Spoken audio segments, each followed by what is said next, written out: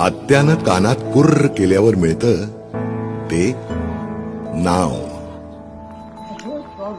आणि वाडवडिलांच्या पुण्याईनं मिळतं ते गाव. हीच खरी आपली ओळख.